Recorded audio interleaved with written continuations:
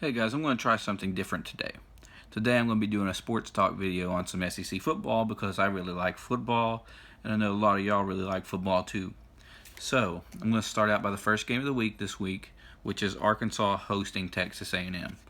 Arkansas's only loss coming from TCU. Texas A&M's only loss coming from UCLA. At UCLA, it was their opener. They were up like 42-7 at the half, something like that. Don't hold me to it, but they let them come back in the second half. It was like, I think 52-49, something like that. They lost that one. But anyways, I think, one thing that really benefits Arkansas this week is they're coming off a bye week. They've had time to prepare for this, so they'll be ready for it. And Texas A&M's coming off playing somebody. So bye week advantage this week, in my opinion. Arkansas wins 35-24. So, again, a lot of y'all are interested in, because I know a lot of y'all around here are Tennessee fans. So, Tennessee just coming off of a loss to Florida. It was heartbreaking. The boys didn't look too great, in my opinion, except Kelly. Kelly ran the ball exceptionally well. He's our leader on offense right now. And I hope that we get better, And then we'll be playing UMass this week. Now, UMass is 0-4. They haven't won a game yet. But if you guys remember, playing App State last year, how it went into overtime. So never overlook these teams at all. It's not what I'm saying. It's going to be easy. They're going to just give it the win. It's never that easy. But knowing Tennessee, and that we always end up playing down to our opponent's level in games like this, unless they just come out and outperform them in every way possible. I foresee this being Tennessee 31, UMass 17. So about a 14-point victory in that aspect. So moving on to the next game, South Carolina versus Louisiana Tech. So out of all the SEC games this week that are playing non-conference opponents, I say this one was the most likely one you'd see an upset in if there was an upset. But me, personally, I don't see the upset happening. South Carolina has just come from a loss against Kentucky that is going to be still leaving some marks on them, because they really need that one to have SEC East hopes this year. And I think it's wide open. It's anybody's game right now. Kentucky's undefeated. Vanderbilt's undefeated. Georgia's undefeated. And Tennessee and Florida aren't looking so hot right now. So it's literally anybody's ball game at this point. But I think they're going to bounce back. I think they're going to play well, and I think they're going to beat Louisiana Tech 42-21. Something in there, Now, this game is the one I'm really excited for this week, because I'm hoping to see an upset. Vanderbilt hosting number 1 Alabama. And you know how I feel about Alabama if you listen to my posts. When I talk about football, I cannot stand them. But I give it to them. They're a really great football team. Excellent talent every year. They're either playing in the national title or they're playing in one of the highest bowls possible. So,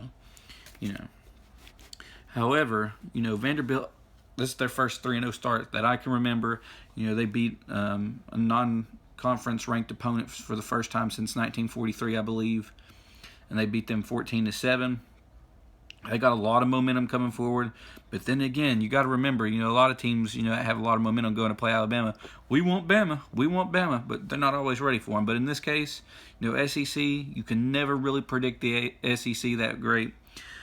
But, key, you got to stop Alabama's run game. If you can stop their run game, you got a chance of beating them.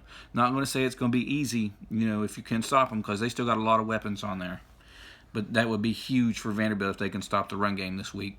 Alabama, they're going to go in, they're going to play their game like they do every week. They'll probably struggle a little bit. I'm unsure, how the game's really going to go, because I think it'll be a good game. I think it's going to be a lot closer a game than people are expecting.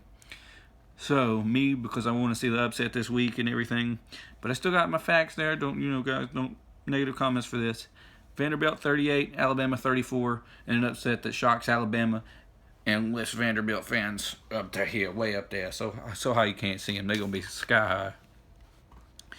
To the next greatest game, I think, this week. This may be the best game this week. Number 11, Georgia hosting Mississippi State, number 17. Now, Mississippi State is coming off of a huge win playing LSU. They beat them like 38-7 last week. I did not see that one coming.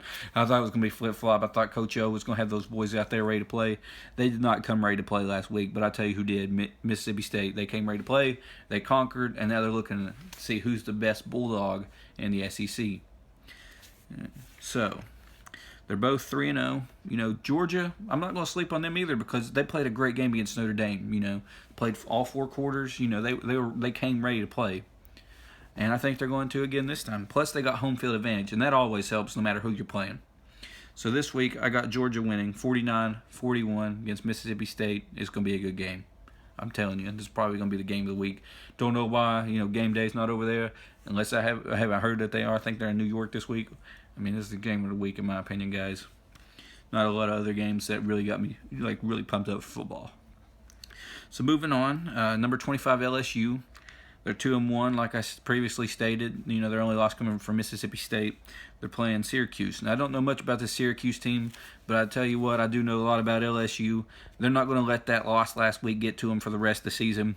They're going to be back and ready to play this week, and they're going to beat Syracuse about, I believe, 56-10. It's going to be bad to, you know, be playing for Syracuse because LSU going to come to play because they didn't last week, so they got to make up for it big time for their fan base, for themselves, and to keep momentum going forward for the rest of the season. I wouldn't sleep on them, though, because they're still a good football team. And, you know, the West is unpredictable just as much as the East is unpredictable anymore. Next game, Kentucky hosting number 20 Florida. Now, why in the world Florida is still ranked in the top 25, I don't know. Michigan, you know, ran all over them. They looked really bad against Tennessee. Not just doing that because I'm a Tennessee fan, because Tennessee didn't look that great last week either. Neither of these teams did well, in my opinion. You know, although, you know, their only touchdown of the season so far was that Hail Mary offensively, not just, you know, touchdown, because that was their first offensive touchdown. I think there was another one, but I think it got called back. So as far as I know, that's their only offensive touchdown. Now, Kentucky, this is what you got to do this week. You know, your defense has got to come ready to play. You know, that you got to shut them down. I mean, I don't know how strong their offense is going to come. Florida's key this week is your offense has to come ready. You can't wait to play the fourth quarter like you did against Tennessee. Granted, it paid off, but I think Kentucky's a better football team. You're going to see them as a better football team this week as you saw Tennessee last week.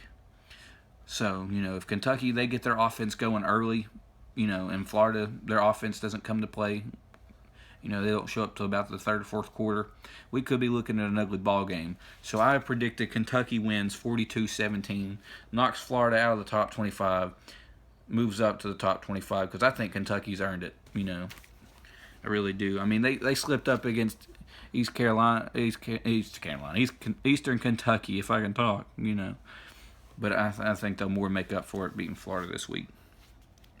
One of the games I'd say probably not to watch this week is going to be Missouri and Auburn, unless you're just an Auburn fan. You know, Missouri's hosting number 15 Auburn. You know, Auburn's 2-1. Their loss coming off of Clemson, I believe, last week, 14-6, which is good because their defense, you know, held them. But one thing that really killed Auburn last week was their offensive line. They didn't come ready to play against Clemson. Clemson's linemen are so much better than they were. I mean, the quarterback was sacked so many times it wasn't even funny, guys. But I foresee this being an unwatchable game for Missouri fans. Then Auburn wins 63-21. So more about the Tennessee game this week, though, is, you know, I'm a Tennessee fan. You know, I'm hoping, you know, we get a big win. You know, I always hope we win every week, but I gotta be realistic right now, guys. Given that we're playing UMass, you know. Quarterbacks definitely need to develop badly. You know, Dormady's had some good plays this year. Guarantano hasn't looked so hot, in my opinion. We got to give them some more reps, have a little bit more faith in the coach, fire him. It's not all on him. You remember, he's got his offensive coordinator, his defensive coordinator. I did listen to Bob Shoup, defensive coordinator, talk about that last play. If you want, it's on my Twitter. I retweeted it. So you guys can look at him talking about that. I mean, he made a really good point. They had the actual play covered. It's just, you know, he was running the fly route. He was bound to get it, you know.